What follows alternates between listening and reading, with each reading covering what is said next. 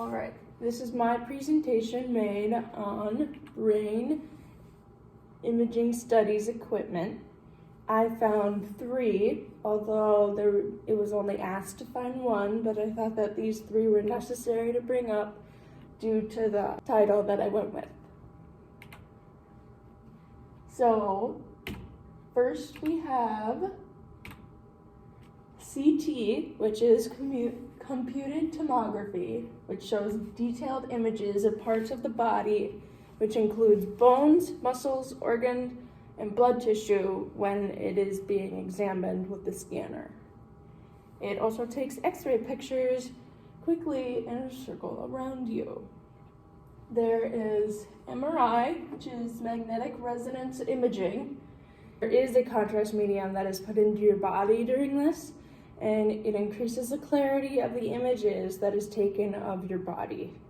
An MRI machine is a large magnet with radio waves that creates an illustration of the brain and the body, or anything that it is specifically trying to take a picture of.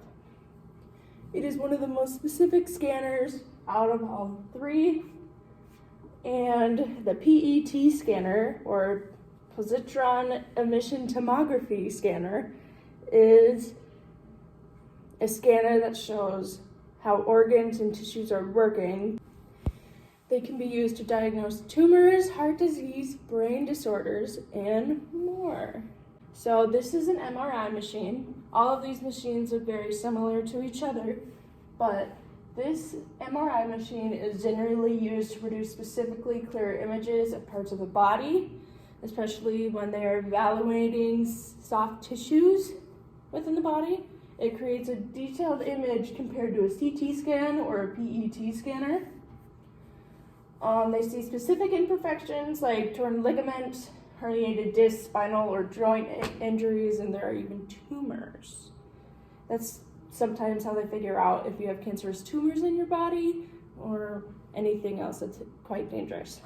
There are over 30 million MRI scans every year in the USA, with the success rate on the high end being 97%.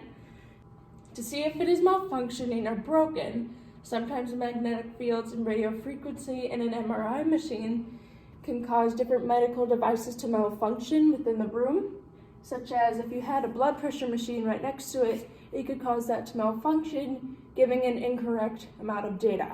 With the medical device in the room, it can degrade the quality and performance levels of the MRI machine, potentially causing inaccurate information given by the MRI machine, which is why the success rate isn't exactly 100%, but it is a lot better than the PET scan and the CT scan, but it does take about 4 times more, longer in span to do this. Sometimes if you move your body too much when you're trying to take the picture in the MRI machine, it can cause malfunctions or inaccurate illustrations. If you see that an MRI machine is working inaccurately, wrong with the technology, then you can report this to an MRI specialist within your healthcare building, or you could go to the head of the radiology department. This is a PET scanner. As you can see, it does look almost exactly like an MRI machine. It is typically used to generate a 3-dimensional image of the inside of the body. PET scanners use a radioactive substance called a tracer to evaluate the body of any diseases or identify cancerous areas. It is known that a PET scanner is highly accurate when used in medical environments unless there is a chemical imbalance in the system due to drugs, medicine, and high glucose levels. The accuracy of a PET scanner alone is 86 to 90%. And it is considered the preferred machine to use when evaluating the function of the body. Compared to an MRI and a CT scan, a PET scanner cannot see exactly different tumors or soft tissues or torn ligaments, but it can see how your body is acting and if there's anything wrong with it. And just like an MRI and a CT scan, it cannot see how your body is reacting, but only torn ligaments, tumors, etc. A study shows that in 2020, about 2.2% of all PET scans malfunctioned or created inaccurate results. This was assumed to have been from combining low-dose PET with full-dose contrast enhanced CT. This means that they experimented with the amount of PET and CT that were being used during the scan. I believe that this machine may malfunction, but online it wasn't adamant anywhere that there was any alarming situations where this machine had malfunctioned. The only malfunction that we have seen so far is people moving during the scan, which can cause inaccurate information, but that is just like the MRI machine. As long as you stay very still, it will create accurate information based off of how you act. If you do see a malfunction, you can talk to a higher up within your department or talk to a specialist of a PET scanner. It would be wise to advise them of any suspicion that you have, and just to make sure that the PET scanner is working, it's better to be safe than sorry. And lastly, we have the CT scanner. CT scans can be used for fluid and tissue biopsies. They are commonly used to detect any injuries or diseases of the body that cannot be seen by the naked eye. Again, they do look just like an MRI machine or a PET scanner. This is an example of a CT scan. It does show a general version of your skeletal system. And within the US, about 75 million CT scans happened every year, and about 70% of those scans were correct or correctly measured.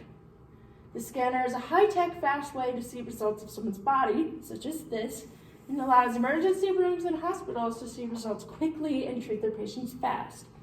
The only reason you would use a CT scan compared to an MRI machine is to get quicker results. It doesn't mean that they're more accurate than an MRI machine, because it has been proven that an MRI machine has more accurate results compared to a CT scan.